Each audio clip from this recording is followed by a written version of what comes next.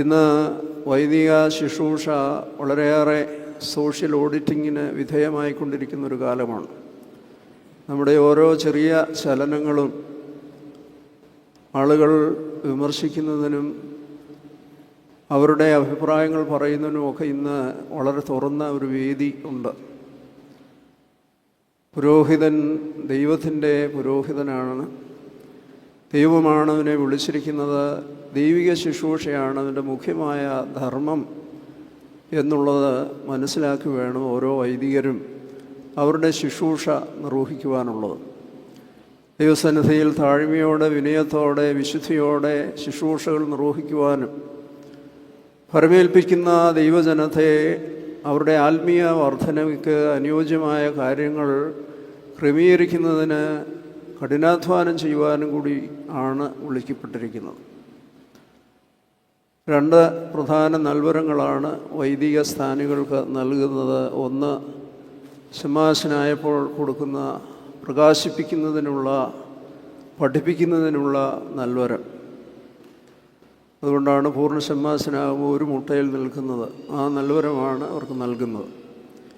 ഇന്ന് അതിനോടുകൂടി ശുദ്ധീകരിക്കുന്നതിനുള്ള നൽവരം കൂടെ നൽകുകയാണ്. കുമ്പസാരിപ്പിക്കുവാനും പാപങ്ങൾ മോചിക്കുവാനും വിശുദ്ധിയിൽ ദൈവജനത്തെ നടത്തുന്നതിന് സ്വയം വിശുദ്ധീകൃതരായി ജീവിക്കുവാനുള്ള ഒരു വലിയ വിളിയാണ്. അതുകൊണ്ട് ഇത് കേവലം ഒരു ഫങ്ഷണലായിട്ടുള്ളൊരു ജോലിയല്ല. നമ്മുടെ സാമൂഹിക വ്യാപാരത്തിൽ ഓരോ ചുമതല, പോലീസ് ഉദ്യോഗസ്ഥന് ഡ്രസ്സൊക്കെ ഇടുമ്പോൾ അവന് പോലീസ് ഉദ്യോഗസ്ഥനാണ്, അത് ഊരി വെച്ച് കഴിയുമ്പോൾ അത് മാറുന്ന പോലെയല്ല. വൈദികൻ എന്ന നിലയിൽ അത് that is A change in the being, അല്ലാതെ കേവലം ഒരു ഫങ്ഷണലായിട്ട് ഏൽപ്പിക്കുന്ന ഒരു ചുമതലയല്ല. ആ ഏൽപ്പിക്കുന്ന ദൗത്യം, ആ ശുശ്രൂഷ നടപടിയായി വർദ്ധിപ്പിക്കുവാനുള്ളൊരു അവസരമാണ്. അത് നമ്മുടെ ഓരോരുത്തരുടെയും പ്രാർത്ഥന കൊണ്ട്, സമർപ്പണം കൊണ്ട്, മാതാപിതാക്കളുടെ പ്രാർത്ഥന കൊണ്ടൊക്കെ നമ്മുടെയൊക്കെ ജീവിതത്തിൽ ഒരുപാട് തെറ്റുകളും കുറ്റങ്ങളും ഒക്കെ ഉണ്ടെങ്കിലും ആ തെറ്റുകളെയും കുറ്റങ്ങളെയും ഒക്കെ അതിജീവിച്ച് കൂടുതൽ ശോഭയോടെ പ്രവർത്തിക്കുവാനുള്ളൊരു ജാഗ്രത എപ്പോഴും ഉണ്ടാകേണ്ടിയിരിക്കുന്നു.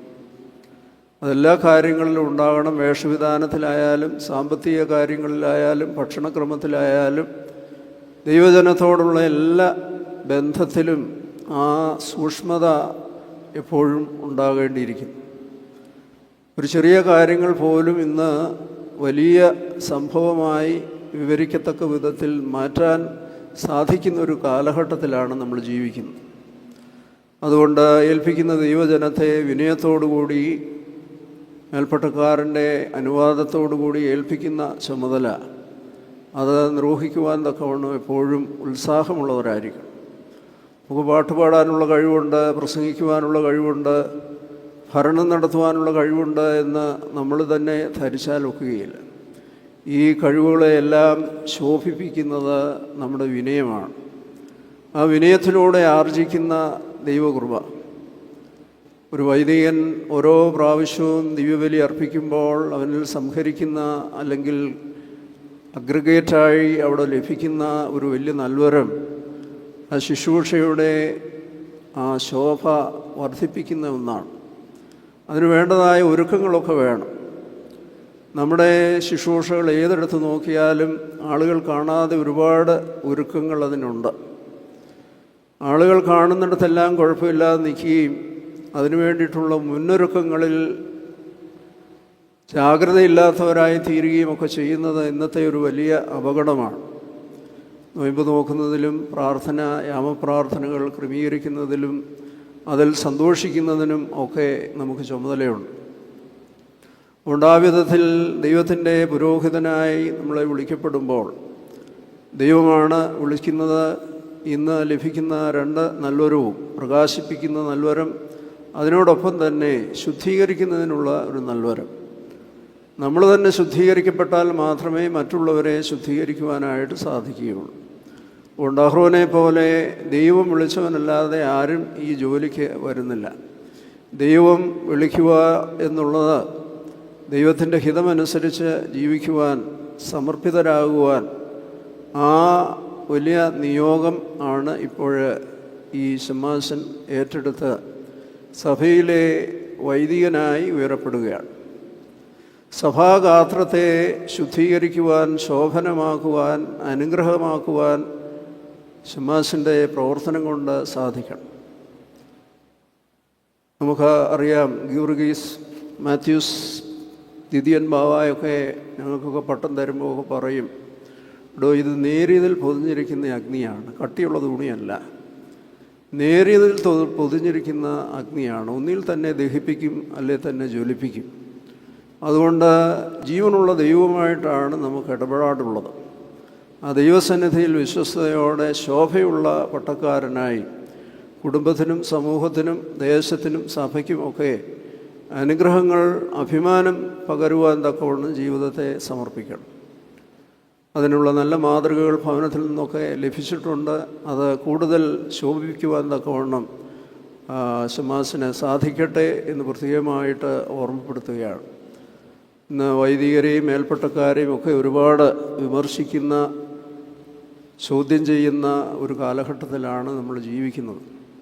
അതുകൊണ്ട് അതിനൊക്കെയുള്ള അവസരങ്ങൾ കൊടുക്കാതിരിക്കുവാൻ പ്രത്യേകമായി ശ്രദ്ധിക്കണം എന്ന് ഈ അവസരത്തിൽ ഓർമ്മപ്പെടുത്തുകയാണ്. പണ്ട് ഒരു ദേവാലയത്തിൽ നമ്മൾ പ്രസംഗിച്ചാൽ ആ ദേവാലയത്തിൻ്റെ 4 അതിരുകളിൽ അത് തീർന്നും. നമ്മൾ ഇറങ്ങിക്കഴിഞ്ഞാൽ അത് ആരും ഓർക്കുകയില്ല, അല്ലെങ്കിൽ ഓർത്താൽ തന്നെ അവരുടെ മനസ്സിലേ ഓർക്കുകയുള്ളൂ. എന്നാൽ ഇന്ന് അങ്ങനെയല്ല. പറയുന്ന അവസരത്തിൽ തന്നെ ലോകത്തിൻ്റെ 4 അതിരുകളിൽ അത് ഘോഷിക്കുവാൻ തക്കവണ്ണമുള്ള സംവിധാനങ്ങൾ ഉണ്ട് എന്നുള്ളത് കൊണ്ട് അതീവ ജാഗ്രതയോടുകൂടി വേണം ദൈവിക ശുശ്രൂഷയിൽ ഏർപ്പെടേണ്ടത് എന്ന് ഈ അവസരത്തിൽ ഓർമ്മപ്പെടുകയാണ്. വിശുദ്ധിയിൽ, വേഷവിധാനത്തിൽ എല്ലാം നല്ല ജാഗ്രതയുള്ള പട്ടക്കാരനായിട്ട് തീരണം. പഴയ നിയമത്തിലെ പൗരോഹിത്യം ക്ഷയിച്ചു പോയത്, മലിനപ്പെട്ടു പോയത്, അവരുടെ പ്രധാന ദൗത്യത്തിൽ നിന്ന് അവർ വഴിതെറ്റിപ്പോയപ്പോൾ ആ പൗരോഹിത്യത്തെ ദൈവം തമ്പുരാൻ നീക്കി. അതുപോലെയുള്ളൊരു പ്രയാസം നമുക്കുണ്ടാകാതെ പൗരോഹിത്യത്തിൻ്റെ ശോഭയുള്ള പങ്കുകാരായി തീരുവാൻ തക്കവണ്ണം പ്രിയപ്പെട്ട ശമ്മാസിന് സാധിക്കട്ടെ എന്ന് പ്രത്യേകമായിട്ട് പ്രാർത്ഥിക്കുന്നു. പഠിക്കാൻ ലഭിക്കുന്ന അവസരങ്ങളൊക്കെ പഠിക്കുവാനും അത് ദൈവജനത്തിൻ്റെ പ്രയോജനത്തിനായി, അല്ലാതെ നമ്മുടെ സ്വന്തം പ്രയോജനത്തിനായിട്ടല്ല, ദൈവജനത്തിൻ്റെ പ്രയോജനത്തിനായി അത് വിനിയോഗിക്കുവാനായിട്ട് സാധിക്കണം. ഓരോ കുർബാനയും അവസാനത്തെ കുർബാനയാണ് എന്നുള്ള ജാഗ്രതയോടെ അനുഷ്ഠാനം നിൽക്കുവാൻ, ആരംഭത്തിൽ തന്നെ അതിനുള്ള ജാഗ്രതയില്ല എങ്കിൽ അതെല്ലാം നമ്മുടെ കൈവിട്ടു പോകും എന്നുള്ളത് ഈ അവസരത്തിൽ ഓർമ്മപ്പെടുത്തുകയാണ്. ആയതുകൊണ്ട് ദൈവകൃപ കൊണ്ട് നിറയുവാൻ ദൈവം സഹായിക്കട്ടെ. ഇന്ന് ഈ പട്ടംകുടയോടൊപ്പം തന്നെ റേച്ചൽ കൊച്ചമ്മ ഇന്ന് കൊച്ചമ്മയായിട്ട് ഉയരപ്പെടുകയാണ്. ഒരു വൈദികൻ്റെ ജീവിതത്തിൻ്റെ വിജയം വീട്ടിലെ സ്ത്രീജനങ്ങൾ പ്രത്യേകമായി അവരുടെ ഉത്സാഹവും ജാഗ്രതയും പ്രാർത്ഥനയും അതിനകത്ത് വളരെ പ്രധാനപ്പെട്ട ഒരു കാര്യമാണ്. ഓരോ ശുശ്രൂഷയിലും ശ്രദ്ധാപൂർവം വീക്ഷിക്കുകയും വിമർശിക്കേണ്ടത് വിമർശിക്കുകയും തിരുത്തേണ്ടത് തിരുത്തുകയും അങ്ങനെ ജാഗ്രതയോടുകൂടെ ആ ആത്മീയ ജീവിതം, കുടുംബജീവിതം, പൗലോസ്ലീഹ പറയുന്ന പോലെ സ്വന്തം കുടുംബത്തെ നല്ലതായിട്ട് പരിപാലിക്കുവാൻ അറിയാത്തവൻ ദൈവഭവനത്തെ എങ്ങനെ പരിപാലിക്കുമെന്ന് ഓർമ്മപ്പെടുത്തുന്നത് പോലെ ഭവനത്തിൽ ആ കാര്യങ്ങളൊക്കെ ജാഗ്രതയോടെ ചെയ്യുവാനായിട്ട് സാധിക്കണം. ഒരു വൈദികൻ്റെ സഹധർമ്മിണി എന്ന നിലയിൽ ഒരുപാട് ഉത്തരവാദിത്വങ്ങളും സ്ഥാനവുമുണ്ട്.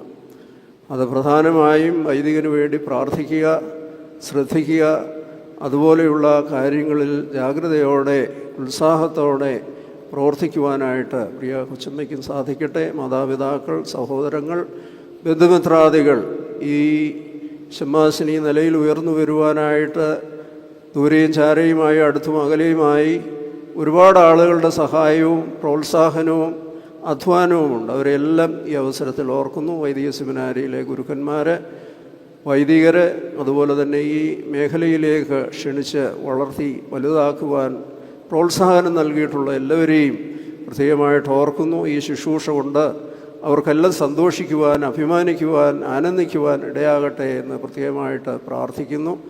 ഈ ശുശ്രൂഷയുടെ പ്രാരംഭത്തിൽ ആദ്യമായി സത്യവിശ്വാസത്തെക്കുറിച്ചുള്ള ഒരു ദീർഘമായ അമാലോകിക വായിക്കും. അത് നമ്മളൊക്കെ വിശ്വാസ പ്രമാണത്തിലൂടെ ഏറ്റുചൊല്ലുന്നതാണെങ്കിലും ഈ പട്ടം കൊടയിൽ അത് വീണ്ടും അടിവരയിട്ട് ഓർമ്മപ്പെടുത്തുകയാണ്. അതിനുശേഷം 3 പ്രാവശ്യം പ്രധാന കാർമ്മികൻ എണ്ണീച്ച് നിൽക്കുന്നുണ്ട്. ഈ ശുശ്രൂഷയ്ക്ക് ബലഹീനനായ ഞാൻ മധ്യസ്ഥനാണ്. രണ്ടാമത് നിബിയന്മാരും സ്ലീഹന്മാരും സഹദന്മാരും മധ്യസ്ഥരാണ്. അവസാനം നമ്മുടെ കർത്താവ് മധ്യസ്ഥനാണ്. അങ്ങനെ ബലഹീനനായ ഞാൻ മാത്രമല്ല, ഒരു സംഘം ദൈവത്തിൻ്റെ ഈ മധ്യസ്ഥതയിലാണ് ഓരോ പുരോഹിതനും ഈ ശുശ്രൂഷയിലേക്ക് വരുന്നത്. സ്വന്തം കഴിവുകൊണ്ടല്ല, നമുക്ക് ഡെലിഗേറ്റഡ് അതോറിറ്റിയാണ്. ദൈവം തരുന്ന നൽവരമാണ്. ആ ദൈവം തരുന്ന നൽവരം വിനിയോഗിച്ച് ശോഭയുള്ളതാക്കി തീർക്കുവാൻ ദൈവം പ്രിയപ്പെട്ട ശമ്മാസിനെ സഹായിക്കട്ടെ. തുടർന്നുള്ള ജീവിതവും എല്ലാ ക്രമീകരണങ്ങളും അനുഗ്രഹമായി തീരട്ടെ എന്ന് പ്രത്യേകമായിട്ട് പ്രാർത്ഥിക്കുന്നു.